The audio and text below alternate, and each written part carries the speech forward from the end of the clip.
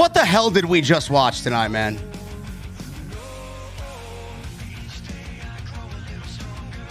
What did we watch?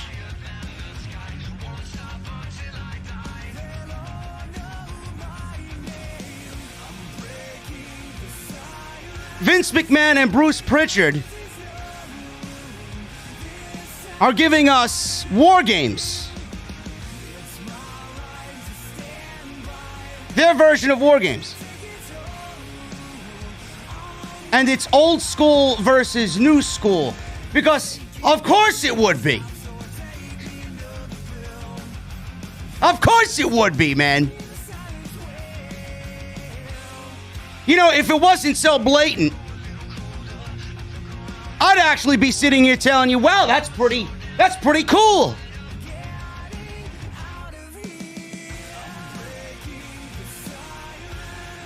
You know, how sad is it?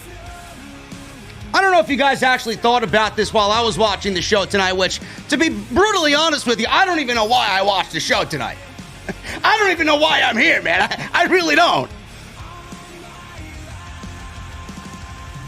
I'm watching the show tonight and I'm saying to myself, Monday night is so terrible. Friday night is so terrible. Are we living in a world where it is NXT being the best show that WWE has on during the week?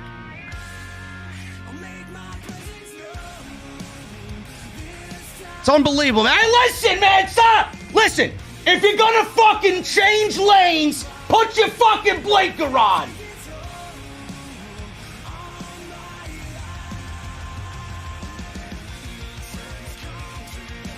I don't know where you guys are going, man, but I know I'm going to the OTS venue. I guess I'll see you guys there, maybe. I got one question for you guys, though. What are you drinking? I'll see you guys in a little bit.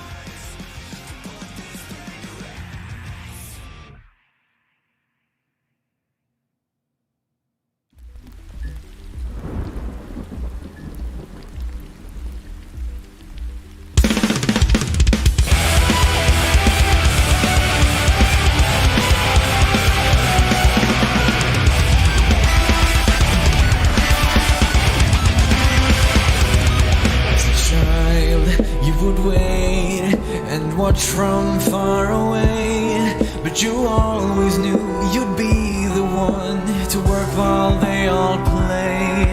And you lay awake at night and scheme of all the things that you would change, but it was just a dream.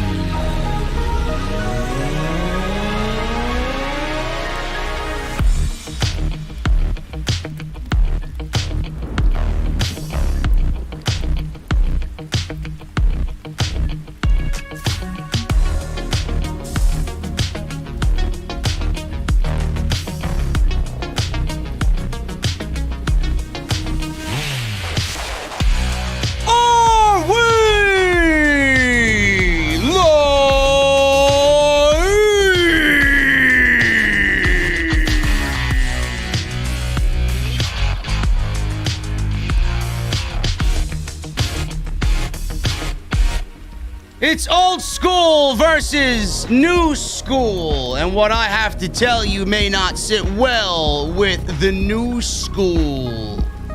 We are live, man! Of course, Vince McMahon and Bruce Pritchard are doing new school versus old school. I mean, why not?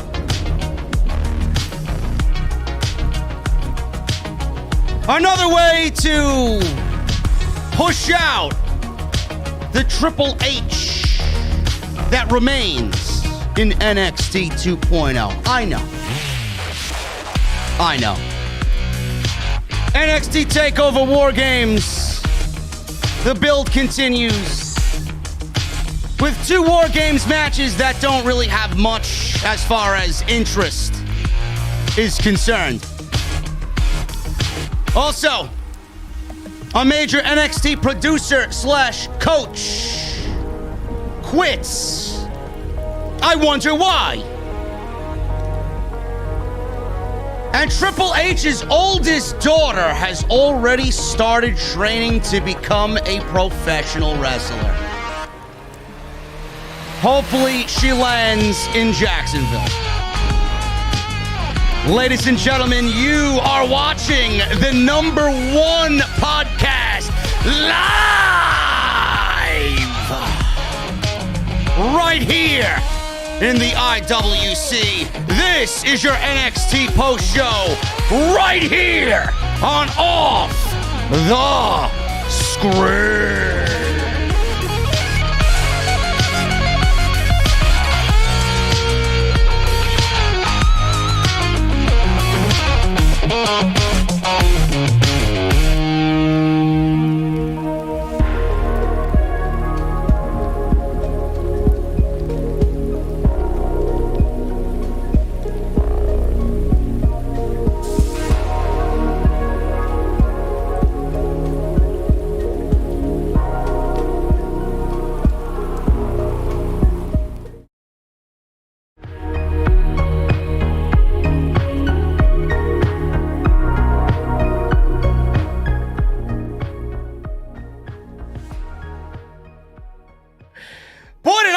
That, man. Hold on a second, man. Hit my fucking intro. Why is AEW successful? Why is Tony Khan running his promotion better than Vince McMahon and Bruce Pritchard are running Monday night and Friday night? Long-term booking.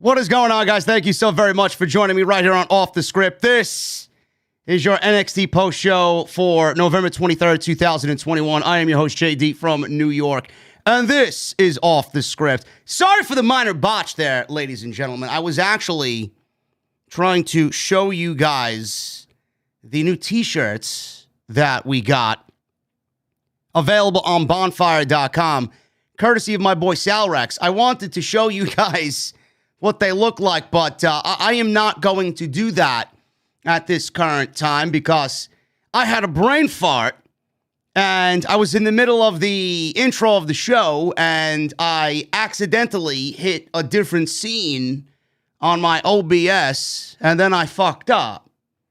So we'll save that for a little bit later, man. But if you guys want to go see the t-shirts, they're actually on my Twitter page. I posted about them around 12 noon today. They are on sale right now. NWO throwback inspired Off the Script designs. And we got one with the LTB in the Wolfpack colors for long-term booking. So make sure you guys go and check that stuff out. I wanted to get the feel out there for the new t-shirts. So make sure you guys go and check those out if you want some new merchandise courtesy of the podcast.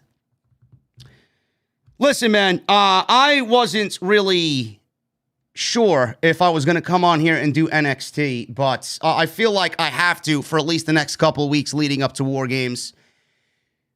Looking back at it, I'm glad that I am live tonight for the show. I'm glad that I'm here. Johnny Gargano is the heart and soul of NXT. Johnny Gargano, and I told him this personally when I met him at Club La Boom here in Queens when he visited a Evolve show that I went to randomly. He was there. Ciampa was there. Roderick Strong was there. It was a great show. I did a meet and greet with Ciampa and Gargano, and I waited in line to shake his hand, and I told him that him and Ciampa were the reasons that really got me back into falling in love with professional wrestling. Their storyline is the greatest WWE storyline that they've produced. And the trilogy of matches, or what was it, 3 or 4 matches? I think it was around 4 matches they had, right? 4 matches that they had were some of the best that WWE has ever produced. It's up there with the Bret Hart and Mr. Perfects. It's up there with the Shawn Michaels and the Undertakers. It's up there with the, you want to go Undertaker, Mankind, anything. Any combination of mega feuds that you've seen in your lifetime. Johnny Gargano and Tommaso Ciampa, the body of work that they've done and the matches that they've done were absolutely fucking incredible.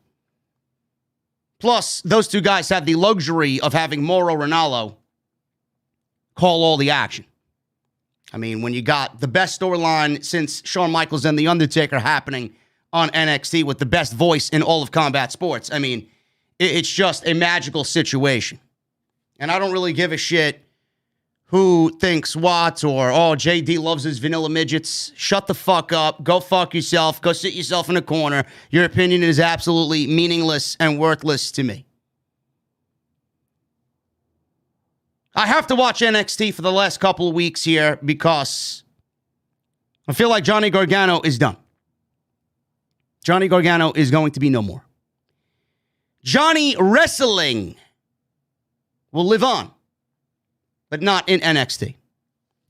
Johnny Gargano will be leaving NXT from what I think and what I feel. He will be finished in NXT. And when he is gone, not much remains. Tommaso Ciampa, he remains. He will be NXT champion for a little bit longer. I figured that they would do the Braun Breaker versus Tommaso Ciampa match at the WarGames show, but that is not happening. Breaker's leading his WarGames team against Ciampa's WarGames team. Which brings me to my next point. You know, I know a lot of people, there are going to be a lot of people out there that look at this and say, you know, JD's being a little bit too hard. If JD just watched NXT for what it is right now, he may actually enjoy the show. I'm not going to tell you that NXT was a terrible show tonight, because I've seen much worse. Terrible is not the word I'd use to describe NXT. I've seen much worse NXT shows under this 2.0 banner than I have any time during the year. Tonight was not one of those nights. Monday Night Raw was terrible. SmackDown has been largely terrible, minus Roman Reigns. But it got me thinking watching the show. It's almost like Monday Night Raw is so terrible. SmackDown has been so terrible that NXT may be the de facto best show in WWE right now. And it's not even because they're good. It's because the other two shows are fucking terrible. legitimately atrocious television is Raw and SmackDown. I will never grasp watching NXT the way these fucking simpletons nowadays watch NXT. Oh, if you just sit down and enjoy it for what it is. What is it exactly? Is it mediocrity? You want me to sit there and enjoy mediocrity? I don't do anything in my life that revolves around mediocrity. If I did, I wouldn't have the #1 podcast live every single night in the wrestling community. And I'm not bullshitting you on that either. Just look up the numbers. There's nobody that's doing what I'm doing in the wrestling community right now. Nobody. If I accepted mediocrity, I'd be like one of these other fucking trash-ass podcasts that is live right now. I'm not. And I will never do that. WWE is blatantly throwing it in your face with WarGames. The women I understood the women's drama there with the WarGames. Not really much of interest there. There's nothing that is exciting there. It is last minute. I don't really see Mandy Rose faring well in a WarGames match, you know. Half of these women got themselves killed almost in a fucking ladder match 4 weeks ago. Now you're going to put them in WarGames? I get the women. As little interest that is there, I get it. But the men is so blatantly obvious. And this is what I've talked about for years. And more, I've been talking about it recently because with every release, it seems to have this NXT overtone to it. Seems like the hit list of Nick Khan always seems to include NXT talent or somebody that was fully engulfed in NXT. Hit Row, for example. Hit Row was just called up to the main roster. Why were they let go? They were let go because they were the last of Triple H's creations. They got called up to the main roster because Vince and Bruce wanted to make an example out of all 4 of them. You can give me COVID-19 mandates. You could give me attitude problems and backstage issues. That's all hearsay. Those things may have aided in them being released. The reason why they were released is because Bruce Pritchard and Vince McMahon are actively removing and erasing the history of NXT 1.0 and Paul Levesque. And that's happened all through these releases. Andrade, Buddy Murphy, Black, Rusev, you name it. You name it. Look at all the future talent that WWE had under Triple H, and now look at where they are. They are no longer there. If they were there, they'd get buried. They were there, and they didn't get pushed. Why didn't they get pushed? Because Triple H then would have reaped the benefits. They would have had to say, thank you, Paul Levesque, and give Paul Levesque the credit. Because they were under his watch. They were molded in the WWE machine by Paul Levesque, not Bruce Pritchard, not John Laurinaitis, not Vince McMahon. And now we come to today, where it is so blatantly obvious what they're doing. The old school versus the new school. Could you make it any more fucking clear as to what your agenda is? Tommaso Ciampa leading Pete Dunne, Johnny Gargano, and LA Knight in a WarGames match against Braun Breaker, Grayson Waller, Tony D'Angelo, who I am ecstatic for. That's good for him. I'm a big Tony D guy. And Carmelo Hayes. I mean, a fucking blind man could see what they're doing. If it wasn't so blatantly obvious, I would actually sit here and tell you, you know what? This has got a nice, cool vibe to it. But being that we know what we know, and then we see that, and how it's so blatantly put together, and how none of these things really are important enough to put inside of WarGames, it almost is a symbol of the old NXT dying and the new school rising up. Who's going to win this match? The championship's not on the line. Ciampa could take a loss. His team could take a loss. He's going to be the NXT champion on Monday night. Who gives a shit? But if it wasn't so blatantly obvious, I would actually sit here and tell you, man, that's actually pretty cool. The old school versus the new school. But I can't sit here and tell you I accept it. I can't sit here and tell you that I am on board with their agenda. I'm not. Because I'm not for Vince McMahon and Bruce Pritchard. I'm not. I'm not for this version of NXT. This NXT has a lot to like as far as talent. I think Solo Sikoa is going to be fucking great. Tony D'Angelo is fucking awesome. I like Dexter Lumis. I don't know where exactly he falls in. I've always been a Dexter Lumis guy. I don't know exactly where he falls in, but he's kind of the gray area right now. Carmelo Hayes, there's a lot to like there. I don't like his shtick. I don't like his promo. But Carmelo Hayes, there's a lot to like there. I'm actually warming up to Joe Gacy. And I'm actually warming up to what's going on here with Parker Boudreaux or Harland, whatever the fuck you want to call him. I think that is a very bizarre act. But in the bizarre way that we like our pro wrestling, it's actually working out. There's a lot to like on this NXT as far as talent goes. But I can't sit here and tell you I'm for what they're doing here with this WarGames match.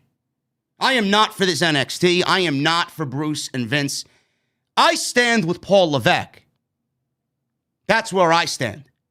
And I think a lot of people stand with Paul Levesque. Because if Paul Levesque had the option to run NXT, we wouldn't be doing and seeing what we're seeing now. If Paul Levesque actually ran the main roster, I guarantee you we'd see change within less than a year. Less than a year. But we'll never know what Triple H could do. We will never know what Triple H could do to build the WWE in his image. Everybody put their faith and hope and desires and the WWE, the future of the WWE, in Triple H's hands. Money, greed, and power forced him out. The WWE that you're seeing, you and I will be seeing until Vince McMahon is 97 years old, sitting in that fucking office at Titan Tower. Then it's going to be run by somebody he hand appoints or anoints. And it's not going to be anybody that we like. It's not going to be Paul. It's not going to be Stephanie. It's not going to be Shane. It's not. It's going to be somebody that he trusts, because Vince McMahon will either take this company into the grave with him or he'll kill it while he's alive. It's not going to be anything else. And that's exactly the vibe that I get right now. It's like almost Vince McMahon is killing the company from within because he doesn't want anybody else to change the model that he wants to see WWE live in. We're never going to get the WWE that we want. This is why AEW exists. This is why I'm such a huge fan of AEW. AEW not only represents what WWE should have been, not only is AEW a company that Triple H wanted to turn WWE into. Not all pro wrestling. WWE was going to be always a sports entertainment company, but it would have absolutely mirrored most of what he did in NXT. And the reason why we all love AEW so much is because what Triple H was doing in NXT, Tony Khan is now doing in AEW. That's why we love it so much. I think Paul Levesque is very underappreciated. Everybody's saying, oh, he's still in power. No, he's not in power. He's not.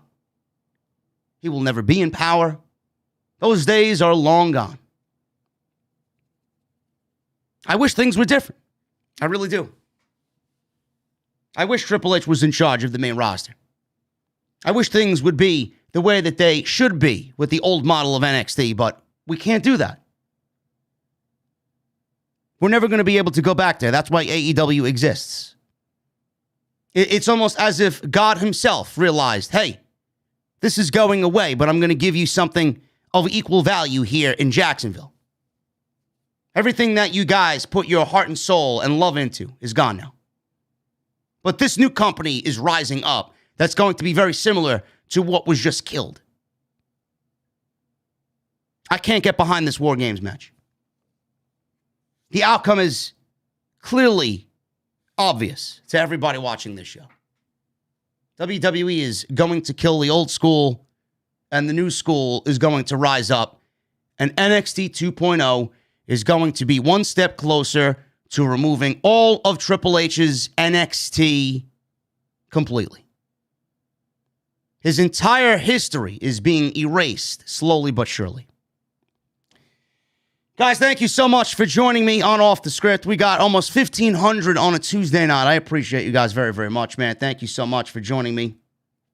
This is your NXT post show. We're going to go over what happened on the show tonight. Make sure you guys hit that thumbs up. We got 417 likes on the live stream right now. Let's try for 1,000, man. We can do it. We can get to 1,000. Let's try it out. Hit that thumbs up. Helps me out, helps you out, helps the video get into the recommended section on YouTube. Continue to hit that subscribe button down below. Turn on the bell for all notifications. Hit that join button down below. We already got one new member, Eli. Thank you, Eli. What are you drinking, brother? What are you drinking tonight in the venue? Hit that join button. Become a VIP. You'll be sitting VIP with me right back there. You guys get those custom emotes and those badges to show off your VIP status. Go get your t-shirts, man. We got the new t-shirts on sale right now on bonfire.com. Excellent looking t-shirts. Plus everything else on the storefront. Go and check that out. Bonfire.com is the place. Follow me on Twitter and Instagram at JDfromNY 206. Go and check out all the other videos that you might have missed on the channel. Monday Night Raw's post show was live last night. Go check that out. Survivor Series on Sunday. Go check that out. Off the Script episode 397. Go check that out. Everything you need is on the homepage right there. I'll be live tomorrow, Wednesday, for Dynamite in Chicago. I will be riding solo to the venue. Jesse will not be riding shotgun with me. He will actually be at the show, and I'll be doing the post show by myself. So this is a warning to you guys waiting to see Jesse tomorrow. There will be no Jesse, as he will be at the AEW Dynamite event tomorrow night. And tonight's show is once again sponsored by my great friends over at Audible, audibletrial.com/script. Make sure you guys sign up. It's free. 30 days free of their service, plus you get one free audiobook of your choice. Go and sign up. That's audibletrial.com/script. Let's go into the news first, guys. We got an NXT coach and producer who asked for his WWE release. Scotty to Hotty. Real name, Scott Garland. Better known as Scotty to Hotty in the WWE realm. Announced today on Facebook that he has asked for his release from WWE. He's been working as a producer and a coach for the NXT brand. He wrote the following statement on Facebook, and I quote, "Today, I have asked for my release from World Wrestling Entertainment. 30 years ago, I stepped into a WWE ring for the very first time. I have lived my dream 100 times over. Some of my most special memories will always be from the last 5 years working with NXT. The black and gold brand was something special, and I am proud to have been a small part of that. I always promised myself that I would never be a part of something solely for the paycheck, and that's where I was at. I told myself that I would walk away if I ever got to that point, so that is what I've chosen to do. Coaching and producing the stars of NXT will always be a highlight of my life. I love you all more than you will ever know. End quote. Scotty Too Hotty broke into the business in 1989. He worked various territories before signing with the WWE in 1997. He found success in 1998 as a tag team with Brian Christopher. They formed Too Much, later known as Too Cool, being paired up with Rikishi. He was with the company as a wrestler until 2007. And during his WWE run, he held the tag team titles twice. And he had a run as the light heavyweight champion, the then Cruiserweight Championship. He made several appearances for the company thereafter, continuing to work the independents. In 2016, he returned to WWE under the coaching and the tutelage of Triple H as a trainer at the Performance Center. Why exactly did Scott Garland, Scotty Too Hotty, leave WWE in 2021 going into 2022 after 6 years of service to the brand and to building and molding the future of the WWE? Why did he leave? I think anybody in this chat, I think anybody in this live stream knows the answer to that question. I promised myself I would never be a part of something solely for the paycheck, and that was where I was at. I told myself I would walk away if I ever got to that point, so that is what I've chosen to do. It didn't become a lifelong passion of his anymore. It wasn't a lifelong passion of his anymore.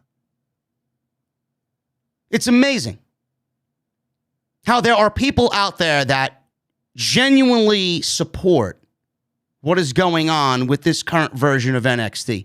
Do we need new, younger talent? Yes, we do. Do we need new characters, actual characters to invest in? Yes, we do. But at what cost? You do realize that there was nothing wrong with NXT version 1.0. Triple H was signing and signing and signing from the indies and giving WWE the best talent on the planet to build the company around. Vince wanted WrestleMania main event guys. He had them. He had them. Andrade, Malachi Black, Kevin Owens, Finn Balor, Johnny Gargano, Tommaso Ciampa, Adam Cole, Undisputed Era. When he was there, Velveteen Dream, before he got fucked up. Ricochet. I know I'm forgetting a ton more. But Vince wants WrestleMania talent, WrestleMania main event talent. He had them.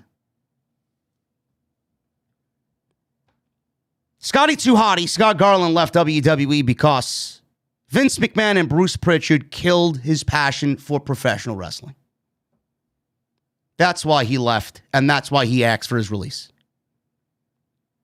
All I ever heard out of that Performance Center, out of NXT, was that it was a family. What do you hear about AEW nowadays? And why everybody loves AEW? And why everybody raves backstage about AEW? It's a family. Tony Khan has created a family-like environment backstage. It's quite similar to what Triple H was doing down at the WWE Performance Center when they were operating out of Full Sail University. That's all you ever heard about NXT. It was a family environment. Then when they went to the main roster, it's hectic. They're walking on eggshells. Everybody's afraid for what's going on. Nobody knows what they're doing for the shows. Everybody's in chaos. Vince McMahon lives in a chaotic environment, and he brings that down onto all of his locker room. But you never heard that coming out of Triple H and his locker room. Everybody that worked the main roster that went down to work an NXT show, whether it be a Sasha Banks, a Charlotte Flair, a Bayley, a Kevin Owens, a Finn Balor, a Ricochet, a Matt Riddle, anybody. They were always complimentary of the scenery being removed from the main roster and going back down to NXT. Oh, I wish I could stay down here. Oh, I'd love to be in NXT a little bit longer. Oh, I'd love another run in NXT.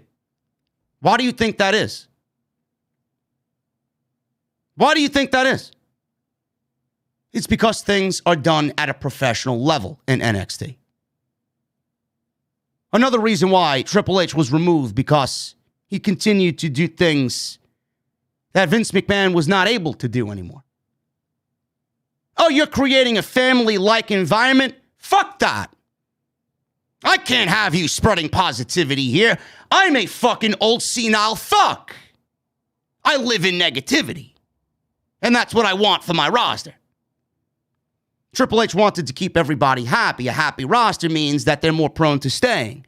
A miserable roster and somebody that's not being used creatively at all and sits in catering for 9 fucking months straight, they're not going to want to sign with the WWE after that. They're going to seek other places for employment. You mean to tell me that this guy worked for Triple H since 2016 and it took until 2021 when Vince McMahon and Bruce Prichard finally sunk all of their teeth into NXT for this guy to quit? I don't find that to be a fucking coincidence whatsoever. At all. Scott Garland, Scotty Too Hotty, requested his WWE release because Vince McMahon and Bruce Prichard have killed his passion for pro wrestling. NXT is no longer a family environment. It is now just as chaotic as what Vince and Bruce work amongst on the main roster. You know, Sami Zayn was quoted saying from Wrestling Inc., this was transcribed by Wrestling Inc. I don't know where Sami Zayn was interviewed or who he was interviewed by. Sami Zayn was down in NXT for 4 years. 4 years. Sami Zayn was brilliant as a babyface in NXT. Very, very Daniel Bryan-esque was Sami Zayn. Now his contract's up at the end of the year. He'll be gone. Kevin Owens is certainly done by the end of January. WWE is slowly but surely weeding out everybody that ever had something to do with Triple H and NXT. Gone. He was interviewed and he spoke about the revamped NXT 2.0. He says this, and I quote, "The little bit I have seen has been pretty interesting and pretty good. I think there was an immediate negative backlash to the idea of NXT 2.0 because people had come to know and like NXT as this black and gold, grittier product. Anytime you tell the people we're doing something new, there's this guard that comes up, this defensiveness, and an unwillingness to change or accept something new in some cases. I know a big part of the rebranding was the presentation and the brightfulness and the colorfulness. As soon as I turned on the very first episode of NXT 2.0, I said, man, this looks great. This does look better. It's brighter. The fans are elevated like that. They're kind of on top of you. The energy is great. And on top of it, you have a bit of a reset with new characters, just like I was talking about a moment ago with SmackDown, a wide open playing field for new characters to step up and fill certain roles. You're seeing that again in NXT. Is it what you liked about NXT a year ago, 5 years ago? No, it is not. But there is a lot to like about it for sure. And if you're the type of fan like I am that likes unpredictability, that likes character development, that likes to see where things are going to line up, if that's part of what interests you about pro wrestling or about WWE, then I think it's intriguing to watch for sure. There is this negative backlash because people really knew exactly what was coming. There's this defensiveness, this guard that comes up because we know exactly who's running the show and what they're capable and more than likely will do. So yes, I still feel that guard up. I still feel that defensiveness up when it comes to Vince McMahon and Bruce Prichard, especially with something that I feel wasn't really broken to begin with. The only reason why it became broken is because Vince McMahon himself broke it. Triple H didn't break it. With every release, with NXT moving to Wednesday nights at 2 hours on the USA Network, it became broken. It didn't need all that. Absolutely nobody had a problem with NXT at 1 hour the way that it looked. So, of course, there's going to be this defensiveness. But that's what Bruce and Vince do. They come, they change, they do what they want, and then they kill people's passion. Scotty Too Hotty's passion killed. Our passion killed. How many of you are actually watching this show tonight? I'm going to say about half of you didn't even watch NXT tonight. But you're in this chat room chatting away with other wrestling fans watching me. Because we love pro wrestling. And we're very passionate about what has happened here. Scotty Too Hotty released, or asked for his release from WWE. I don't know if he was granted his release, but he asked for his release because his passion was killed by Vince McMahon and Bruce Prichard. Glenn Jacobs, Kane, one of the biggest big men, one of the greatest big men of all time, believes Triple H can take the WWE to the next level. Well, speaking to the Doug Collins podcast, Glenn Jacobs was asked if he believes Triple H will eventually succeed Vince McMahon and take over WWE. Kane stated that Triple H can definitely take WWE to even greater heights should he take control of the company. You know, I don't usually know. I'm not close enough to the company to say that right now. I think as companies mature, you become more risk averse because you want to keep what you have and you're afraid of losing that. Unfortunately, the downside is you become less aggressive and you don't have that growth just because of where you're at. I think you kind of see some of that, and that's not a criticism. That's just what it is, and that's the kind of life cycle of an organization. So a lot of the stuff, as Vince gets older, I think things will change for better or worse. I don't know. A lot of folks lament, especially some of the wrestlers, how the company's become much more corporate, but it had to. I mean, in this day and age, that's just how things work. So you see these natural changes, and then you see a change in leadership. I don't know what's going to happen. Triple H, I think, has an amazing mind for the wrestling industry. If I were to say one person that could really take the company and take it even higher and even further, it would be Triple H. I think he's just got that kind of talent. He's a genius at this stuff. You know, so we'll see what the future holds, certainly. I'm with Glenn Jacobs. I think many of us and many of that roster are with Glenn Jacobs. I don't think anybody out there that's watching this current version of NXT realizes how influential Triple H was. You know, they didn't call him Papa H because it sounds cool. There wasn't some fucking comic book named after Triple H where he played a fucking comic book character. Papa H. It's like he's coming right out of the fucking Smurfs. Papa H. No. Triple H was always that shoulder for people to cry on. When he was on the main roster, all of his old NXT talent always used to go to Triple H and express their concerns, thinking that he'd be able to take care of it. Why do you think Triple H hasn't been seen at the main roster shows anymore?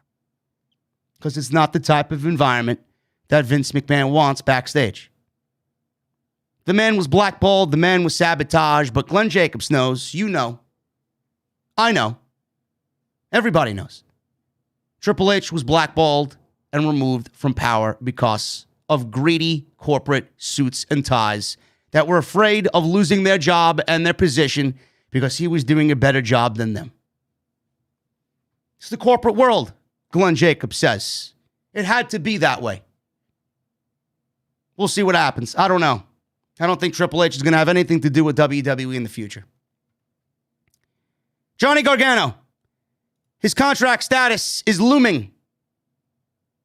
Gargano's current contract with the company is set to expire on December 3rd.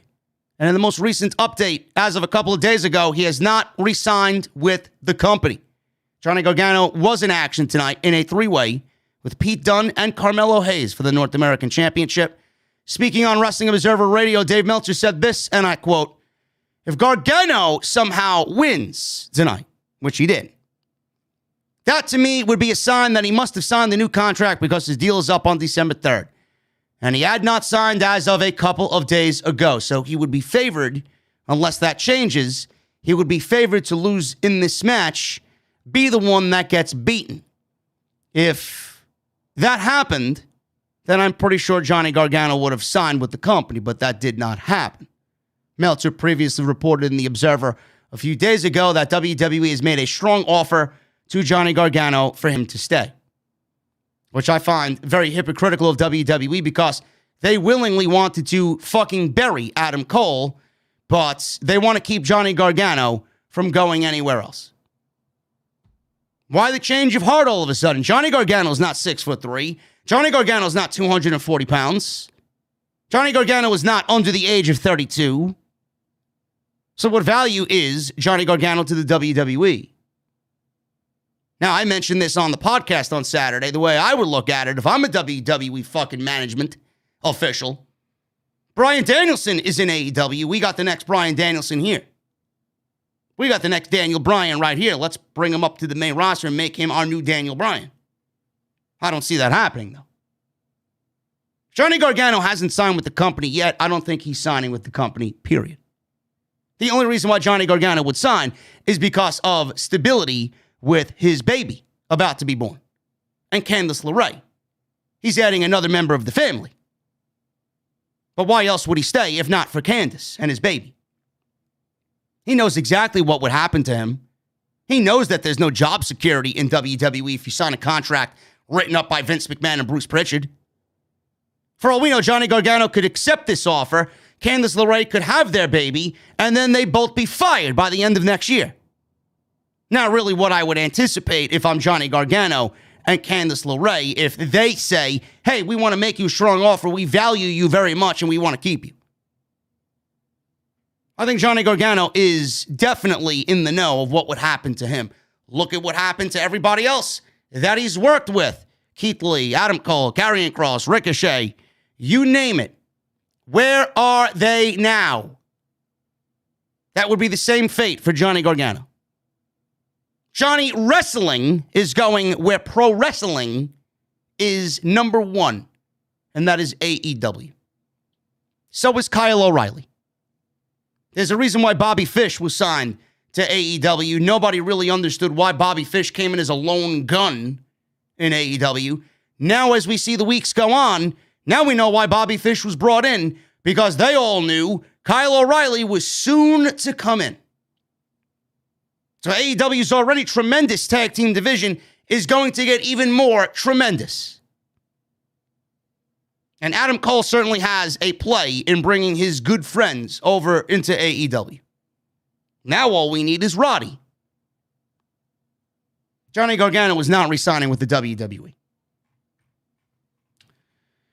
There's this story, before we get into the actual show tonight. Stephanie McMahon and Triple H's oldest daughter has started training to become a professional wrestler. Now, this actually is coming from Talk Sport. Fans may see one of Stephanie McMahon and Triple H's daughter step into the squared circle in the future, as McMahon revealed in a recent interview with Talk Sport. Their oldest daughter, Aurora Rose Levesque, has begun training to become a wrestler. Over the years, there's been an intriguing thing about whether the daughters of the WWE power couple, Vince's goddaughters, right? Granddaughters, I would say, not goddaughters. Power couple will join the family business when they get older as executives. But according to McMahon, Aurora has stated a few years ago that she wants to wrestle. So Stephanie says, we have three daughters, Triple H and I do. They are 15, 13, and 11. Our oldest, when she was 8 years old, Mama, I don't want your job. Daddy, I don't want your job. I want Pops, Vince McMahon's job. So just like her grandfather, she wants to be the boss. So we'll see what happens with my oldest daughter, who has already started training in the ring. My oldest daughter wants to wrestle. My youngest daughter is also very interested, but she is all about the personality. Oh my goodness, I can't wait to see what she is going to do. I don't know how that's going to work out, but we have the Levesque daughters training to be in the business, man. Whether they take over the company, that would be great. But Vince McMahon doesn't listen to his own kids. He's going to listen to his grandkids? Why the fuck would he listen to anybody? He doesn't even listen to his grandkids about anything. At all. There was a report that, they watch the show and then they tell Pop. They tell their grandfather, hey, I don't like this, I don't like that. You think Vince listens? Of course you don't. The fuck do the kids know? Where's she going to go? What is she going to do? It's the daughter of Triple H and Stephanie McMahon. She'll probably get buried like the rest of them. Give me a break. Check the chat. 1,700 in the venue. Thank you guys very much, man. Hit that thumbs up. Hit that thumbs up. Try for 1,000. If you're in the chat, hit that thumbs up. Let me know what you guys think of the show in the comment section and in the live stream chat. Get those super chats in as well. Make sure you guys get those super chats in. We will hang out at the end of the show, and we will go over all of them after the post show is all over. NXT opened up with Tommaso Ciampa versus Grayson Waller. I don't really know much about Grayson Waller, and I will say Grayson Waller is not bad at all. He is not bad whatsoever. But he looks like a complete jobber. He really does. I don't know if it's the basketball trunks. Tonight he wore pink basketball trunks. I don't know if it's that he's a pretty boy in nature. He looks like a pretty boy, right? And he definitely looks, to me anyway, like he would be the name you'd see at the top of Nick Khan's hit list. So what is so great about a Grayson Waller that he's there and everybody else that's been released has been released? I don't really get it. I don't really understand it. So I'm not really getting the appeal of a Grayson Waller, but he's not bad in the ring. And he shouldn't be bad in the ring against somebody like a Tommaso Ciampa. I mean, Ciampa is fucking excellent. Ciampa is one of the best that they got. Not only in NXT, but all of WWE. So this match was good. Grayson Waller stood toe-to-toe with the NXT champion. Ciampa made him look good. We got a lot of good going on here. So we go through a commercial break. I'll pick it up after the commercial break because usually everything that happens before the commercial break usually doesn't matter. So Waller cut off Ciampa with a leg lariat. Ciampa fired up, and they collided in a double-down situation right in the middle of the ring. Ciampa with a jumping knee. They both go down again. Then they get back up. They trade strikes back and forth. Counters, reversals, very fast-paced. They trade near falls. They're fighting for position on the turnbuckles. Ciampa off the middle rope with an avalanche air raid crash. Waller kicks out. Waller went back to targeting the neck. Very ugly landing on this move. And it was a rolling fireman's carry slam that Waller tried to execute. It did not come off very well at all. Waller then leapt off the middle rope with a beautiful elbow drop. Beautiful elbow drop right to the midsection of Tommaso Ciampa. Tope con hero by Waller as he goes over the top rope. Followed up in the ring. He got caught with a widow's bell. Ciampa then delivered a fairy tale ending, and Ciampa scores the clean 1-2-3 over Grayson Waller. Very good match to open the show. Very good match to open the show. I just don't get the appeal of a Grayson Waller just yet. Maybe I should watch NXT a little bit more. But from what I've watched, he's been good. And clearly WWE sees something in him because he's in the fucking WarGames match, a part of the new youth movement led by Braun Breaker against the old school and Tommaso Ciampa. So clearly somebody in WWE management sees a lot in him. LA Knight is on Ciampa's team. He still has beef with Grayson Waller dating back to the Halloween Havoc special that they did because they came out both dressed as Dracula. So he was giving his thoughts on the previous match when Knight was interrupted by Joe Gacy. So, Cameron Grimes and LA Knight, remember that feud that they had? It really made LA Knight into a big, douchey heel. I love that. I thought that was one of the better feuds on all of NXT TV all year. LA Knight has not done jack shit since all of that. So, LA Knight's been kind of in the middle of nothing. And I've been very fearful that with LA Knight not really doing much of anything, that LA Knight might actually be on the list of cuts coming up. Because he's not really a spring chicken. He's 37, 38 years old. LA Knight still has a lot to give. LA Knight is great. I wasn't a big fan of Eli Drake. But LA Knight is really fucking good, man. He can cut a promo. He gives you that attitude that really makes you stop and listen to him. He's very good in the ring. Plays a good character. He's got a good role. I don't know why you can't bring this guy up to the main roster and find success and make money off of an LA Knight, man. I've been saying this for months. Why is this guy stuck in NXT? I genuinely feel like we're going to get through this WarGames match. We're going to get one more set of cuts, and LA Knight's going to be a part of those next cuts.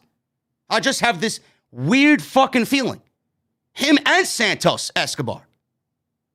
And I hope that's not the case, because I love both of those guys. I really do. So LA Knight wanted a match with Joe Gacy. Joe Gacy said the squared circle is his safe space. And then LA Knight said, go get your safe space ready. I'm going to get ready to kick your ass in your safe space. So that's an intriguing match right there. That was set up for later in the evening.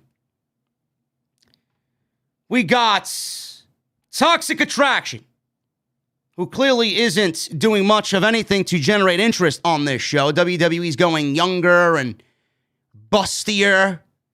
They're going with a very female agenda push to go youthful.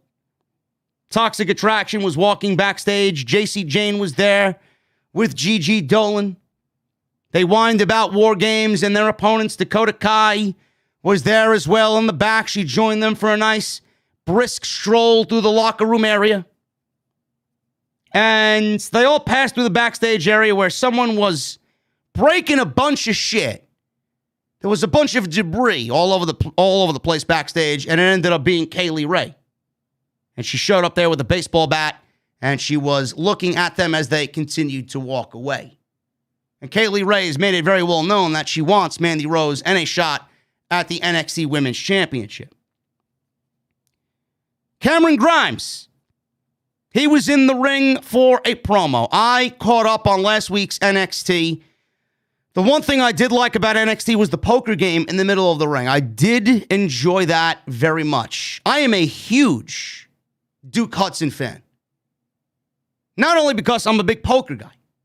I love me some Texas Hold'em. But I think Duke Hudson has it.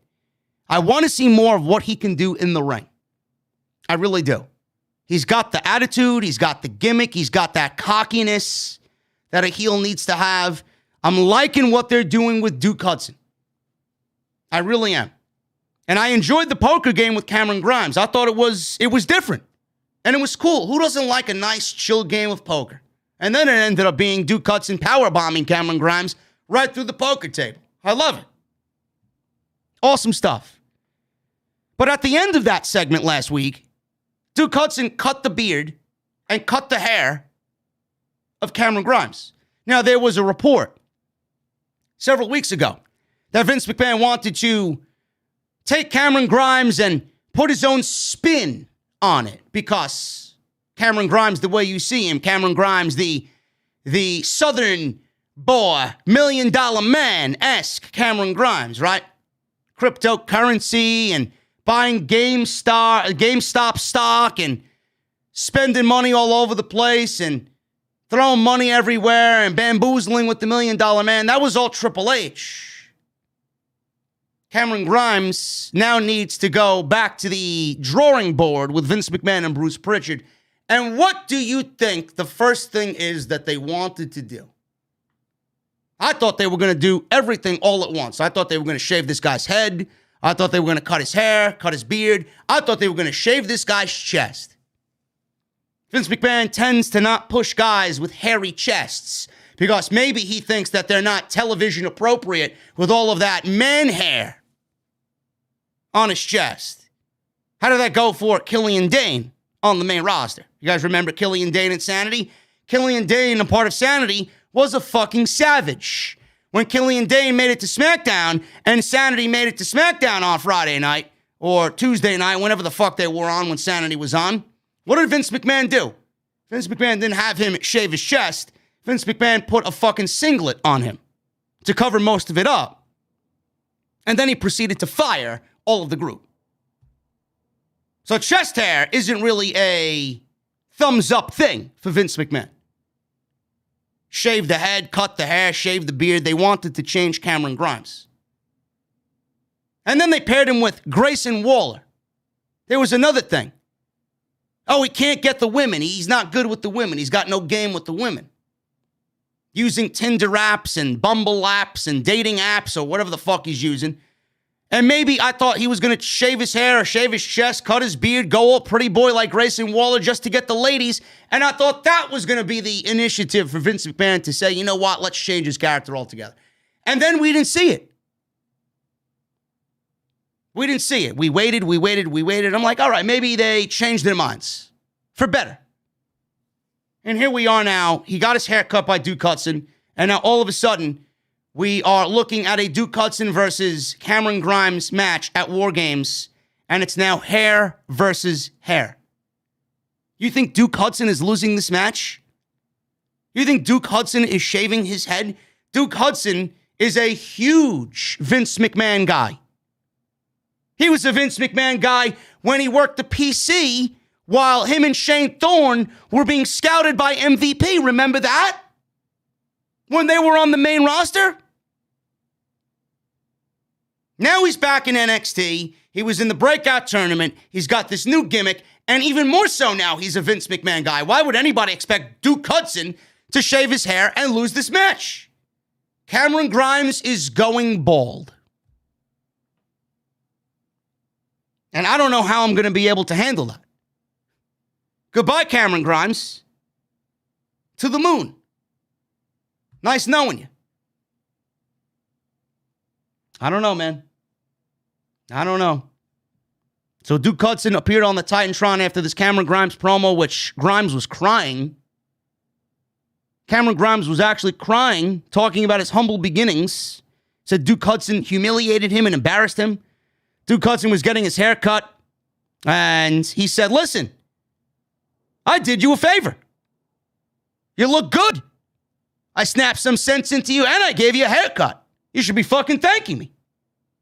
So Hudson agreed, and he's got the hair that he cut from Cameron Grimes last week in a fucking Ziploc bag. And he says, at WarGames, I'm going to fill the rest of this bag with the rest of your beard and the rest of your hair. Cameron Grimes is going stone cold. Steve Austin. Kacy Catanzaro and Kayden Carter versus Indi Hartwell and Persia Pirotta. This went 3 minutes. Kacy and Kayden win this match. Not really all that impressive at all. But I got to give WWE credit. They are the most consistent women's tag team in all of WWE. Right now, Kacy Catanzaro and Kayden Carter. I don't know why they aren't getting a shot at the NXT Tag Team Championships. I don't. When is that going to happen? I don't even know why we have NXT Women's Tag Team Championships. There's no fucking tag teams outside these two teams. WWE should have just kept the main roster tag team championships as a floating set of championships. Vince and Bruce are running this show now anyway, so it's like they won't even be giving up control over the main roster championships. It's their show now. I just think it would be healthier for the overall women's tag team agenda. Carmelo and Zelina won the tag team titles on Monday last night. Who exactly do they have to defend those titles against? Nobody. 0 teams. Meanwhile, you got a couple of teams here, and that's all. I don't know why we need 2 sets of women's tag team championships. It's kind of lame. Really fucking lame. Kacy and Kayden win. Not surprised there. Andre Chase was giving his students a tour of the facility, the Performance Center, and then they ran into Cameron Grimes. Chase called it a teachable moment and talked about Grimes losing his hair soon. Grimes told Mr. Chase to go to hell, and there was a long-haired blonde guy in the group who was nodding at everything Andre Chase was doing. The proverbial teacher's pet was this long-haired blonde dude. Santos Escobar versus Malik Blade. NXT's resident jobber, Malik Blade. Santos Escobar wins in 2 minutes with the Phantom Driver. Good to see Escobar back on TV. Santos Escobar is fucking fantastic. I don't know why this guy is not already on the main roster. This guy should be winning IC titles. This guy should be in the main event scene. He's that good. Santos Escobar deserves a hell of a lot more than what they're giving him now, man. Really. What a fucking lost cause and what a damn shame. I would not be surprised to see his name on the list of cuts in the near future as well, just depending on his age. He's 37 years old. 2 minutes, he beats Malik Blade. Elektra Lopez, she was on the microphone talking about Zion Quinn, saying nobody turns them down. Kyle O'Reilly and Von Wagner. My boy Von Wagner interrupted. Put the lotion in the basket, Von Wagner. I still don't know what a fucking... Please, somebody in the fucking venue, somebody here, do you guys know what a fucking Von Wagner is? Huh? Sounds like it's an ugly painting hanging up on the wall in some fucking bullshit museum. What's a Von Wagner, man? I don't get it. What's a Von Wagner? You want to name a dish after Von Wagner in the venue? Yeah, I'll take a Von Wagner. In fact, it's got a nice ring to it. You know, you guys want me to make Von Wagner t-shirts, man. VWO. I can't do it. I can't get it done, bro. I can't get it done. You guys are fucking ridiculous, man. Von Wagner got some time on the microphone, man. This guy looked as nervous could be on the microphone, man. I didn't even know he had a lisp. Sounds like Cody Rhodes out there. This guy was shaking out there. This guy was clearly, he was clearly timid and petrified out there of holding a microphone, even with Kyle O'Reilly doing most of the talking. I actually felt kind of bad for my boy Von Wagner. I really did. So they're out there. They interrupted the Legado del Fantasma group, and Imperium showed up on the NXT perch above the commentary table. And then they told everybody, you know, you guys suck for not being bilingual. You can't speak Italian. You're not multicultural. Speaking multiple languages doesn't make somebody heel, but, you know, I guess we're reverting backwards. Cesaro speaks how many different languages, and he's a big babyface on SmackDown. Not sure how that really makes anybody heel, but here we are. Marcel Bartel said neither of these teams, Legado and Von Wagner O'Reilly, would be able to overcome the standard bearers of Imperium. Fabian Eichner then suggested the winner of this tag team match would face them at WarGames. So it looks like we're getting O'Reilly and Wagner versus Legado del Fantasma next week on NXT, and the winners get Imperium at WarGames. I'm assuming it's going to be Legado, because Kyle O'Reilly's contract's coming out, or it may be Von Wagner and Kyle O'Reilly. And then O'Reilly is just going to end up putting over Imperium on his way out. I have no idea. But Kyle O'Reilly and Von Wagner are not winning the NXT Tag Team Championships. There's no reason why Imperium should be losing those championships so soon after they just won them. Cora Jade versus Mandy Rose. Cora Jade was in the locker room with Zoe Stark, Raquel Gonzalez, and Io Shirai. Cora Jade saw all of them argue. She told them to go find a fourth partner, and she said, I'm tired of this can they coexist nonsense. It's lame, it's stale, it's outdated. Cora Jade made fun of Bruce Pritchard's writing on the main roster. I love it. I am now a fan of Cora Jade. I wish more people thought that. And Bruce Pritchard should really take that into consideration. Can they coexist? Who gives a shit? Every storyline in WWE is can they coexist? I don't care. Cora Jade versus Mandy Rose. Cora Jade is a big deal backstage in WWE from recent reports. Big fans in management of Cora Jade. And Cora Jade wins here in 4 minutes. Mandy Rose is the NXT Women's Champion. I want you guys to be well aware of that. Now, I don't really advocate for Mandy Rose to be a champion anywhere, but Mandy Rose has done a lot of good for herself and has kind of transformed herself into this new act. Much better than what we saw on the main roster. And the only reason why she's down here doing what she's doing now is because she is main roster, and NXT wants to use the excuse of going youthful and bustier on Tuesday night. So Mandy Rose kind of fits the bill right there. So she's doing good for herself. But I don't necessarily see Mandy Rose as a leader of a division, per se. I don't. But here's the thing. Mandy Rose is the NXT Women's Champion. I will say this no matter who you are. If you are a champion, you should not be losing on television at all. Why are champions losing non-title matches on television right after they just won the championship and right before WarGames, which you're the leader of? Why does Toxic Attraction need to suffer a loss so soon before WarGames and have their champion, their leader, go down before the pay-per-view? Why are champions losing non-title matches?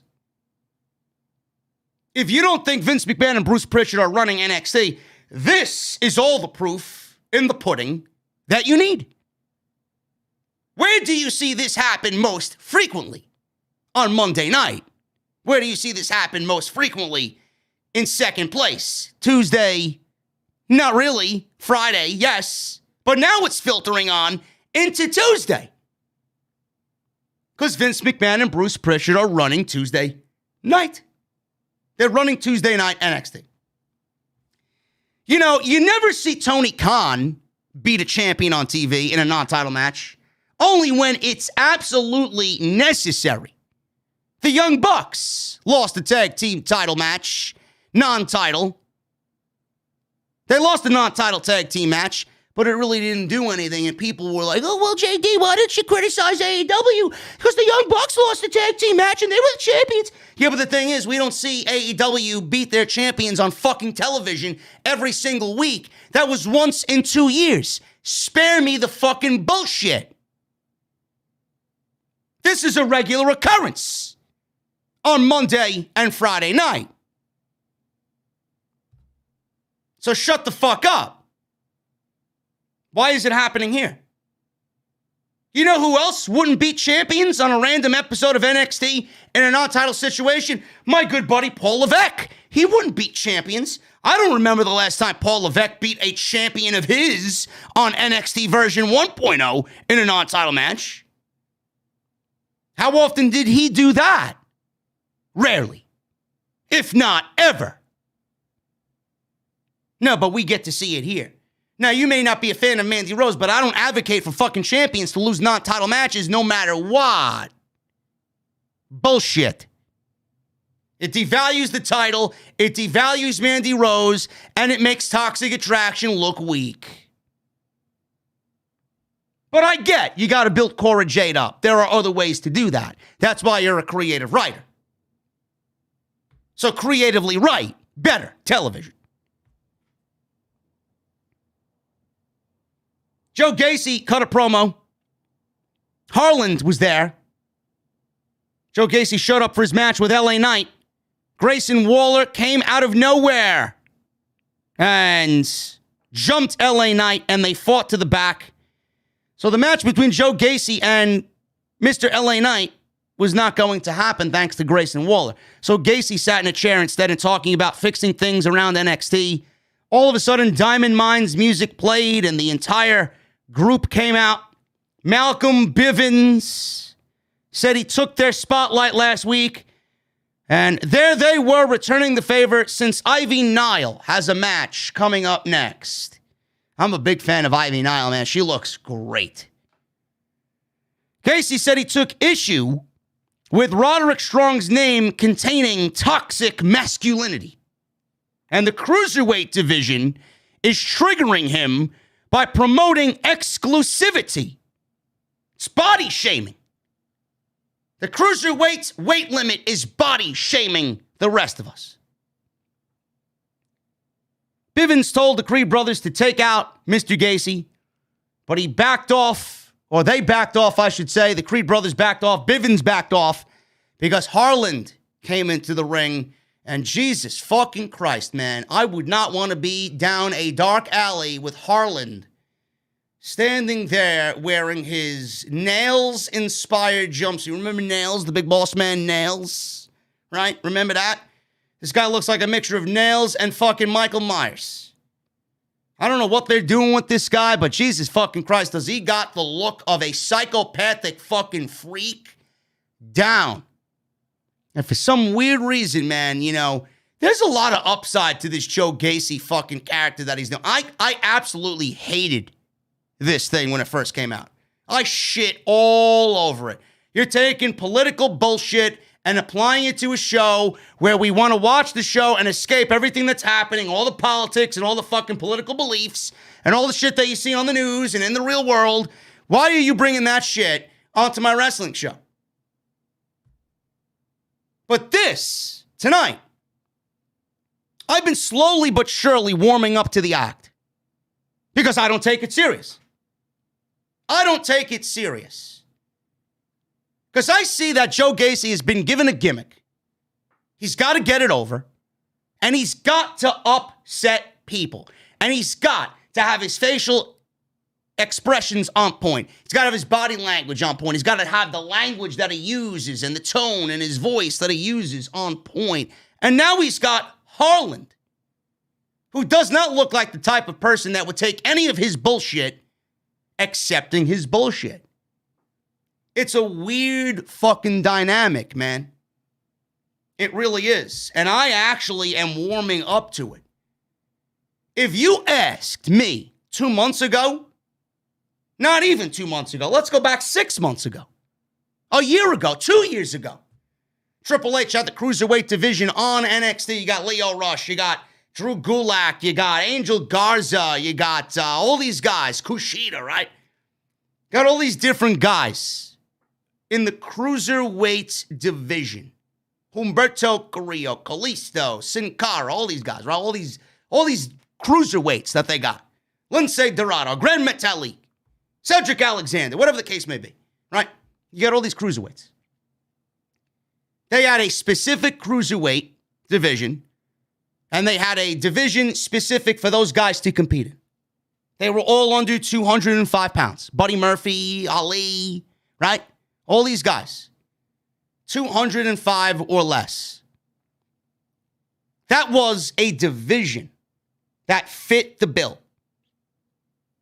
Now you got a division on 205 Live, or a show, I should say. It's not even a division. There is no cruiserweight division. They absolutely erased the cruiserweight division in WWE. 205 Live is not even a cruiserweight show anymore. You got Odyssey Jones wrestling on 205 Live. The guy is double the fucking weight of the weight limit of the show. Odyssey Jones is wrestling on 205 Live. You got women wrestling on 205 Live now. It doesn't mean anything. It's not gender specific anymore. It's male and female now.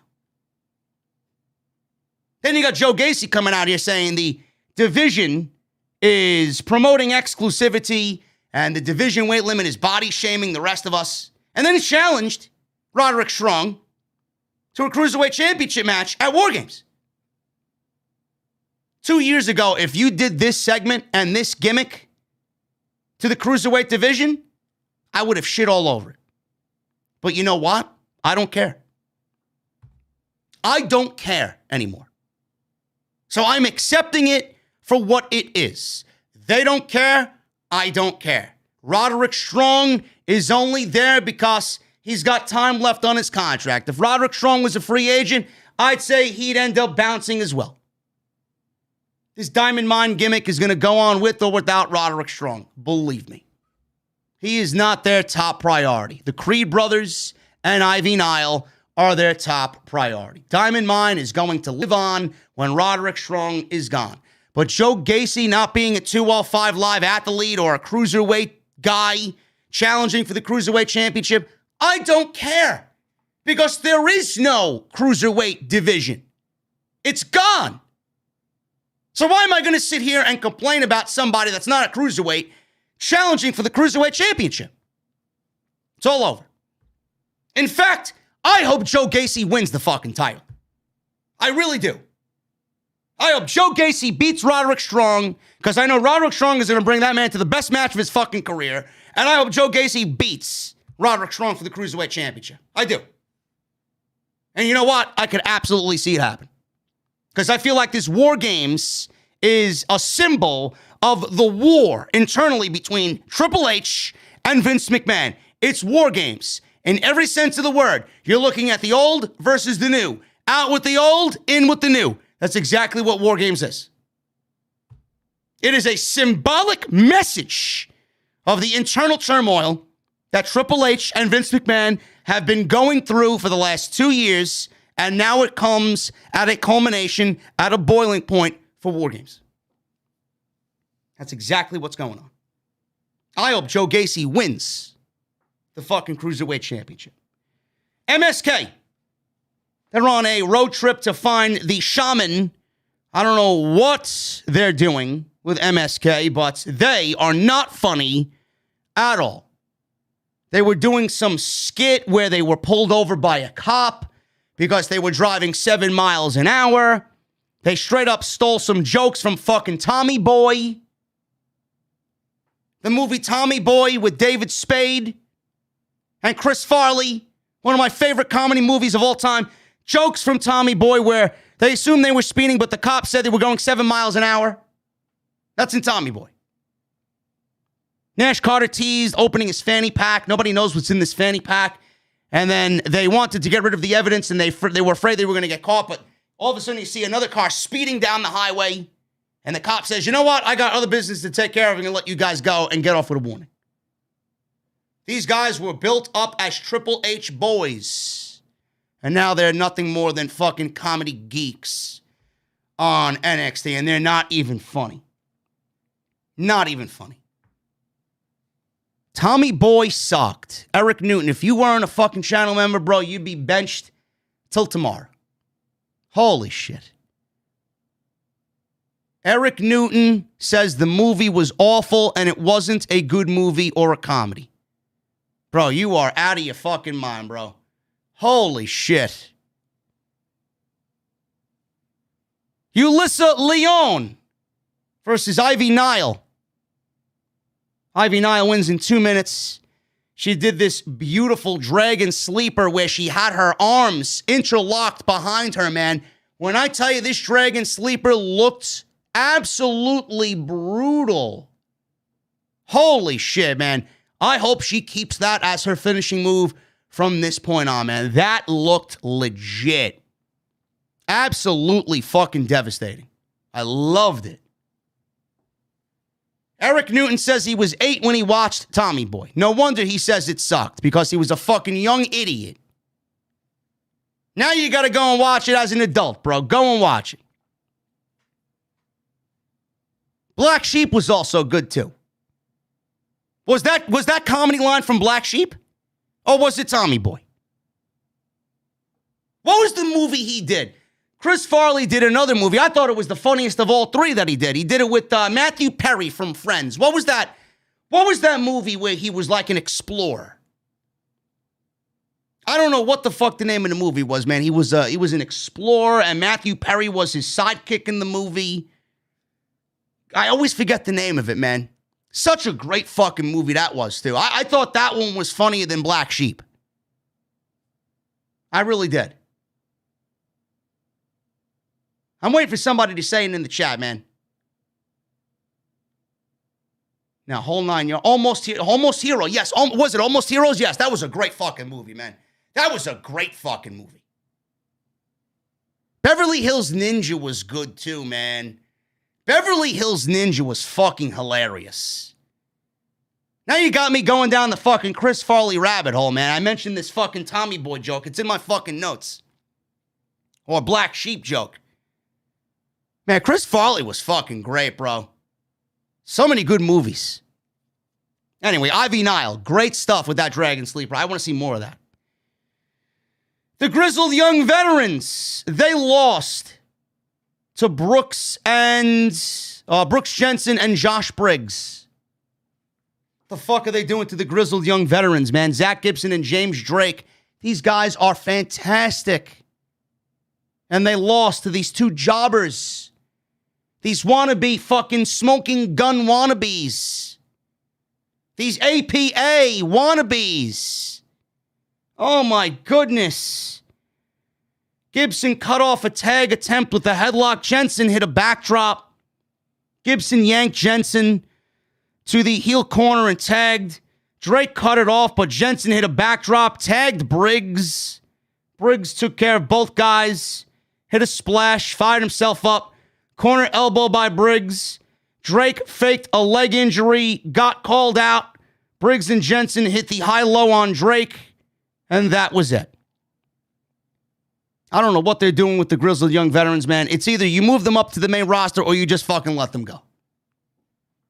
You move them up to the main roster because the fucking main roster needs legit tag teams. You can't get more legit than the Grizzled Young Veterans, or you get rid of them.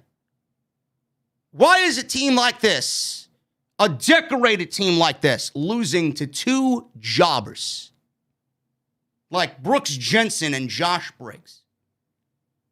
Unreal. Unbelievable. Johnny Gargano, Pete Dunne, Carmelo Hayes. This was a triple threat match for the North American Championship. This was easily the best thing on the show next to the... Actually, you know what? I'm going to say Ciampa and Waller was the best match of the night. This was a close second, though. So, Carmelo Hayes is the North American champion. When he shoots, he don't miss. He misses quite often. He just won't admit that to you.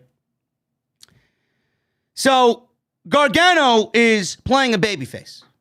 I'm assuming he kind of slowly transitioned back into being a babyface here. Carmelo Hayes is the heel. Pete Dunne, I'm assuming, is the heel as well. So, Gargano is the babyface here. He ran wild. They worked a quick match. Pace was quick. There was a lot of offense between all three of these guys. Some cool spots here. Lots of near falls. Trick Williams tried to interfere. Gargano put a stop to that. Dunne delivered a bitter end on Gargano, and Dunne goes for a cover. Tony D'Angelo runs in to pull Dunne out of the ring. This was obviously the most important part of the match because this is exactly what the match took place for, to set up WarGames. So Tony D'Angelo comes in after the bitter end, sends Dunne crashing into the ring steps. Hayes leaps off the top rope with a guillotine leg drop on Gargano. Hayes then covers Gargano for the 1, 2, 3. Johnny Gargano is on his way out of NXT. He suffered the pinfall loss. I don't see him staying in NXT. Huge brawl breaks out between the new school and the old school of NXT. LA Knight and Grayson Waller are back out there fighting again. Hayes went to Pillmanize Gargano's arm with the steel chair. Tommaso Ciampa comes out and makes the save on Gargano. Crowd started chanting DIY. He comes out swinging a chair. Babyfaces clear the ring, and they cleared in house of everybody. Knight is now a part of Ciampa's team, along with Gargano. It's awesome to see. And Pete Dunne. Braun Breaker. He comes out. He's standing next to Tony D'Angelo. Hey, how you doing? Tony D'Angelo over here. How you doing? Forget about it, you fucking gabagool. How you doing, huh, Tony D'Angelo? He's out there. You got Braun Breaker, Grayson Waller, Carmelo Hayes, and Tony D'Angelo. So Braun Breaker comes out. He screams, WarGames. And then the big brawl between all 8 guys happens again. Breaker is leading his team. Ciampa's leading his team. And it looks like we got the new school of NXT against the old school. And it pretty much is the end of Triple H's NXT. I said it. Before the end of the year, you will now see all of Triple H's influence removed from NXT 2.0. I told you in the beginning I would get behind this if I wasn't in the know about what is happening backstage internally in WWE. And I didn't know what they did to Triple H, which I very much know they pushed him out of power. I said it a couple of days ago when the releases happened, last week actually. I said it on Thursday, less than a week ago. Vince McMahon and Bruce Prichard gave Triple H a cardiac event. They gave this man a heart attack because of what they did to NXT. You are not going to convince me of that otherwise. Everything that Triple H has built up is gone. Gone. There's only some of it remaining on the main roster. There's some of it remaining in NXT. And that is represented here with this old school team going into WarGames. Gargano is going to be gone. Kyle O'Reilly's going to be gone. Ciampa's losing that championship to Braun Breaker when it happens. You know it is. Pete Dunne. Where's Pete Dunne going? Why is Pete Dunne here? Why isn't Pete Dunne on the main roster? Feuding with fucking guys like Sheamus and Cesaro and Nakamura. You know what Pete Dunne could add to a SmackDown who has nobody right now? LA Knight, move him to SmackDown. Pete Dunne, move him to SmackDown. Why are these guys here? Grizzled young veterans, move them to the main roster. I would get behind this old school versus new school shit, but I know exactly what it symbolizes. And I can't get behind it because I stand with Paul Levesque, and I will always stand with Paul Levesque. Triple H has my support. Vince and Bruce do not. And will never have my support, ever, in anything that they do. Guys, thank you so very much for joining me on NXT. You guys made it worth my time to stream tonight, man. We were up towards 1,700 in the venue tonight on a Tuesday night. That's fucking excellent, man. Nobody really shows up for an NXT show, but listen, man, if you guys show up like this every fucking week, I'll be here. I really would be here. But we're going to go over the super chats right now, man. Let's get this, let's get some music in the venue. Yo, Jesse, where's the fucking music, bro? I mean, you're getting ready for AEW. It's Tuesday night, clown. Jesus, you know, you and Thunder Rosa are going to be in the same venue in the same city, bro. Don't be surprised if you get a fucking knock on the door and Thunder Rosa standing outside your front door, bro. I hope you got one of them digital fucking doorbell cameras waiting for Thunder Rosa, right? Oh, yeah? Put the fucking music on, man. Jesus fucking Christ, this guy. Always a fucking problem with this guy in the venue, man.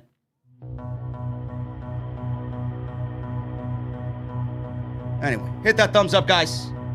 Make sure you guys hit that thumbs up. Hit that subscribe button down below. Turn on the bell for all notifications. Make sure you guys continue to hit that join button. Become a VIP in the venue right here on Off the Script. And make sure you guys get those super chats in. Also, go get your t-shirts, man. I urge you guys, please. You know, I know a lot of people are saving their money for the holidays, man. I know you are. Go and get some new t-shirts, man. I push it every week.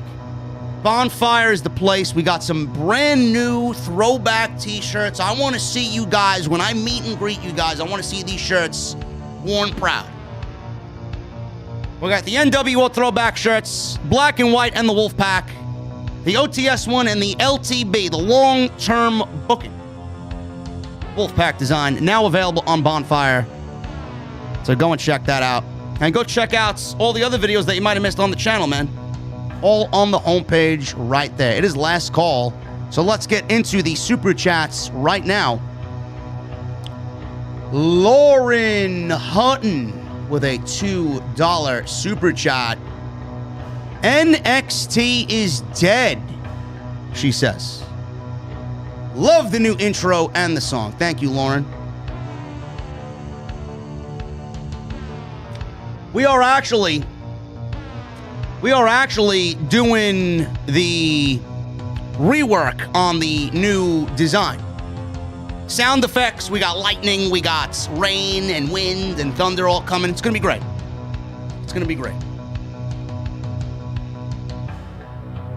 Nick Khan with a $1.99 super chat. This guy is giving us a glimpse into his new hit list, folks. Look at this. Nick Khan with a $1.99 super chat.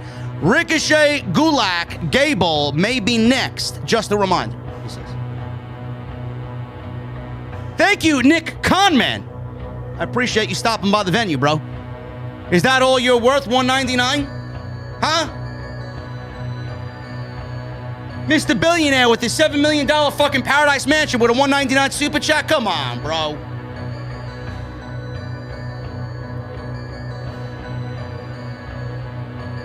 Eli, thank you for becoming a new member, brother.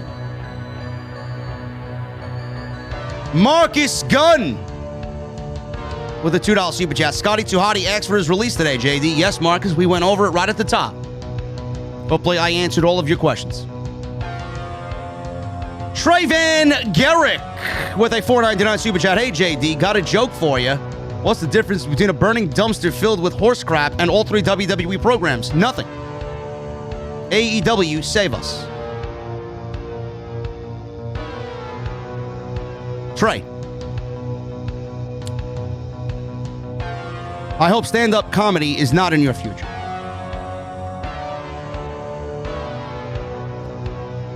Oh my God, it's Roosh. 2213 becomes a member and re-ups for 4 months. Thank you, brother. Oh my God. Happy to be part of the OTS family. JD, you the man. Thank you, OMG. It's Roosh. Appreciate you, brother. Spirit of the Wolf with a $5 super chat. WWE nearly killed my love for professional wrestling until AEW came along. Damn shame what happened to Bray Wyatt and Aleister Black. Bray's going to AEW. Black, he's killing it in AEW right now. Tony Brown with a $4.99 or $9.99 super chat. I'm sorry, Tony Brown. A $9.99 super chat. JD, 2 questions. First, have you listened to the Ric Flair Woo Nation? No, I have not. Second, where does WWE find all these fine-ass women like Sasha, Bianca, and Bayley? Tony. Not to forget Toxic Attraction. Tony. I'm glad you find some enjoyment in the show, man. Those are beautiful, lovely ladies. Tony Storm being my favorite. And I have not listened to the Woo Nation podcast. I only listen to a very, very small few in the wrestling realm, and it's not Ric Flair. 7-star with a $10 super chat. Triple H, I thought I smelled monkey turds and dandruff shampoo. I don't know what you're trying to say there, 7-star, but Triple H doesn't smell like monkey turds and dandruff shampoo.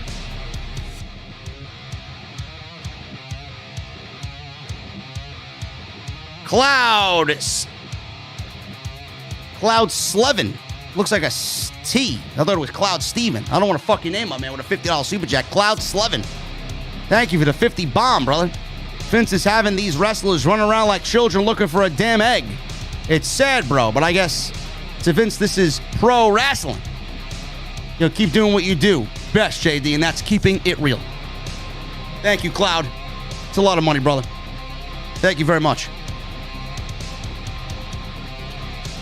Robert Chester with a $2 super chat. Ivy is the new NXT Shayna Baszler. It's a nice comparison there, Robert. Ivy Nile is... she's grown on me, man. I didn't think there was much there, but I think she looks good. Furious Nation with a $20 super chat. What's up, JD? How are you doing, bro? I'm all right, man. We're about to do some gaming in a little bit. Everybody's still in the venue, man. We're going to be jumping over to the second channel. Link is down below in the description. We're going to be playing some Halo. Some Halo competitive. Ranked. I tried to do it earlier, but my whole stream got fucked up. I agree with Kane on Triple H being a good leader for WWE, and if Triple H was a leader for WWE, do you think he'd be neck and neck with TK and AEW? Yes, I would. If Triple H's oldest daughter is wrestling, I fully support her 100%. If you want to pursue pro wrestling, I say follow your dreams. Advice for someone who wants to be a pro wrestler. Furious, go to a school. Don't know where you're coming from, bro, but in New York, you got House of Glory and the Amazing Red. You can't get any better. You got Booker T's school. You got a school run by, I believe, Arya Davari and, who's running that with him? Tyler Breeze?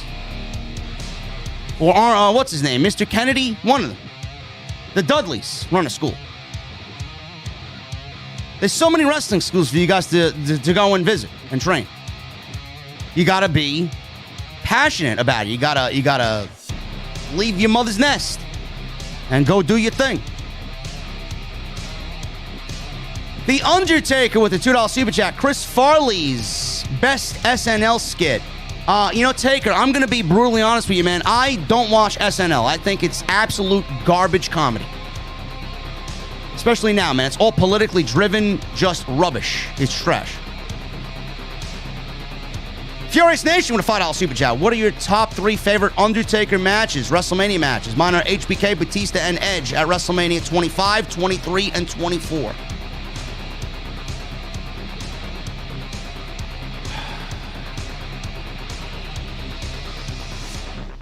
Undertaker, HBK, WrestleMania 25, the Hell in a Cell match with Triple H, and I'd probably say the Batista match at 23. I thought that was awesome.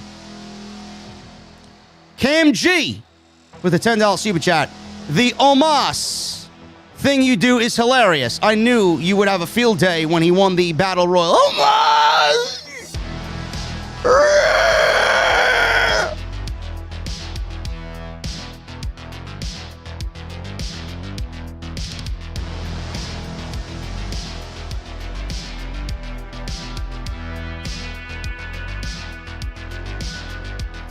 We got Issa in the chat, the NYC Demon Diva, with a 9-month re-up membership, man. She loves that VIP status, and she loves her sex on the beach. What can I say? Yo, Jesse, another sex on the beach, man. Make it a double. Okay? Don't give me no lip, man. Otherwise, you're gonna have fucking Thunder Rosa throw some fucking tacos at you next time she's in the city, okay? Clown. She says the new intro and graphics are fire. When are we having drinks again? Keep up the good work. Have a great Thanksgiving. You too, Issa. Let's do something. Let's do something after Thanksgiving. Let's do something. Get what's his name there? Mr. Pretty Boy Zarian out again. Let's do it a little bit earlier though. A little bit earlier. Earlier the better for me, man. But listen, I appreciate the kind words. I'm always trying to grow and separate myself from these other geeks in the community. And if I can help you out in any way, you know more than anybody that I'd help you out in any way I can. And I hope you have a great Thanksgiving as well. And let's do something next week. Let's do something next week. Eric Newton becomes a member for 4 months. I'll rewatch Tommy Boy and Black Sheep. I was a young idiot, and I didn't get the comedy. I'm a fan of David Spade and Chris Farley. There you go, Eric Newton. Thank you for the re-up for 4 months, brother.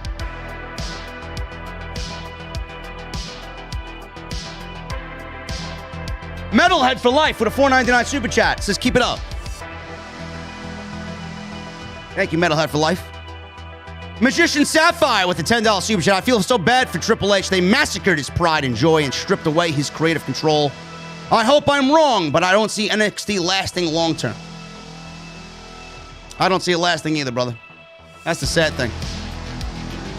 Cam G with a $10 super chat. Hey, JD, just curious to know what you think about the recently released John Morrison getting a true world title shot before retirement in AEW. WWE never gave him the chance. You know, Cam, I don't see John Morrison going to AEW. There's just way too many on the priority list there. He falls not even anywhere in the top 10.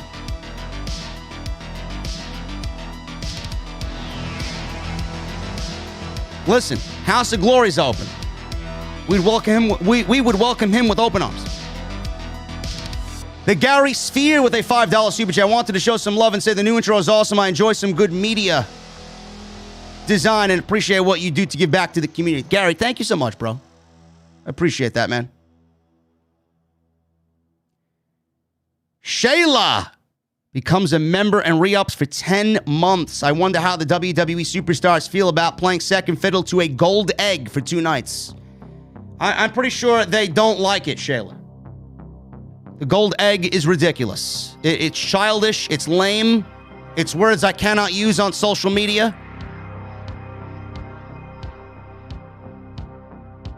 I can't stand it. We're not children, man. It's as if they're writing for fucking the Disney audience. Mr. Orr 718 with a $5 super chat. Vince McMahon looks like he's got dementia. Well, my grandfather died of Alzheimer's, bro. I don't want to see anybody go through that, but I wouldn't be surprised if he does. Edgar Estrada with a $100 super chat. Edgar, you fucking savage, Edgar. Holy shit. Yo, goons. What's happening, JD? Crazy how these shows get worse and worse every week. Vince hates everything that's fun. Always give you credit for actually staying awake and watching them. Chris Farley is one of my goats. Next round is on me. Cheers.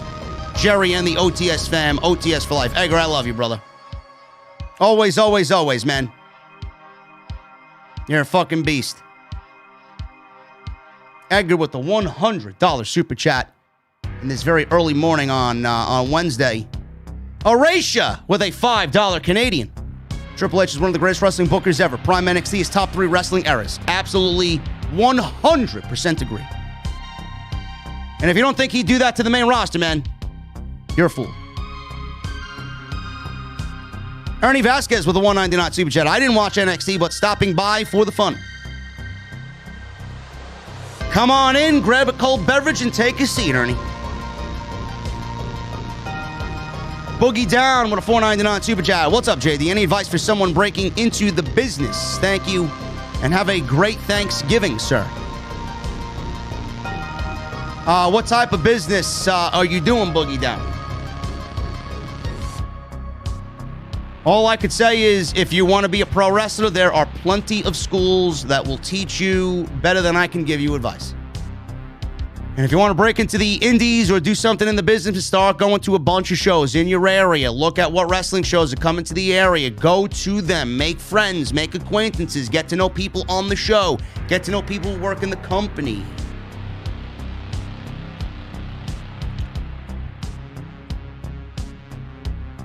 Hollywood Guy with a $5 super chat. You and Solid Monster should do a podcast school on how to do it right. You can throw BC and the amp unit in there as well.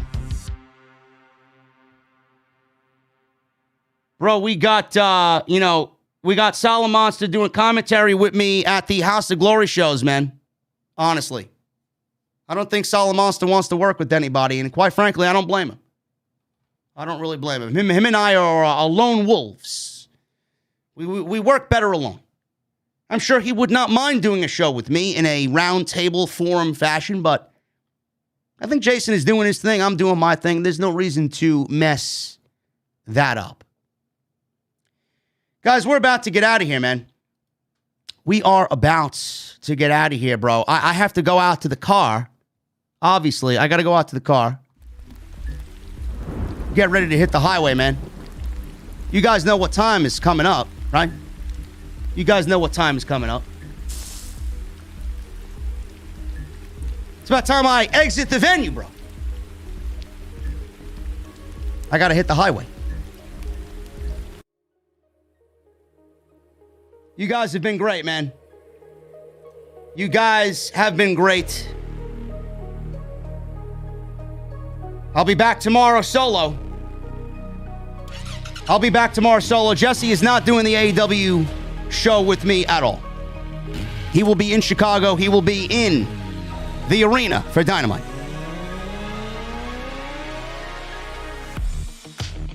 But if you guys have not, hit that thumbs up, man. Hit that thumbs up. Hit that subscribe button down below. Turn on the bell for all notifications. Hit the join button. Go check out all the other videos that you might have missed on the channel. Go get your fucking t-shirts, man. Seriously, go get your t-shirts. I can't stress this enough. Go get your t-shirts. Bonfire.com.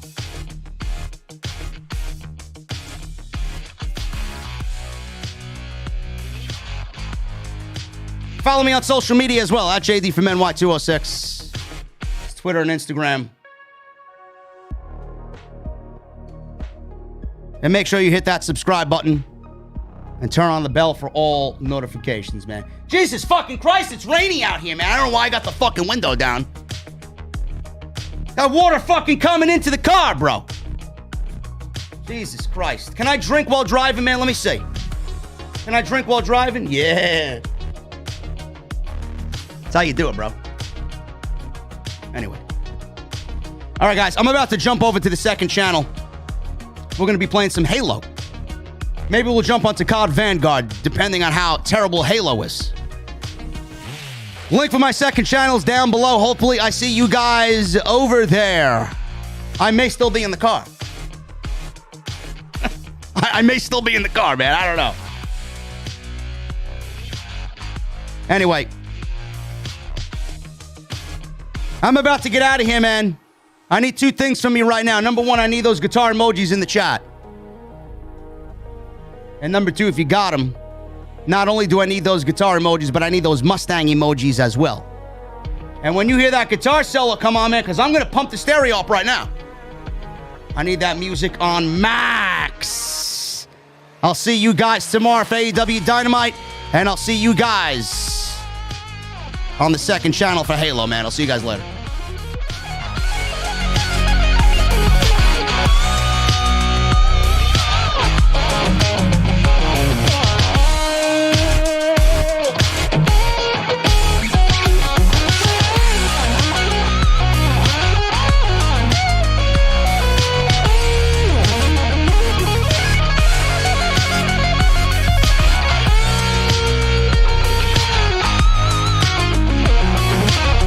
Uh-huh.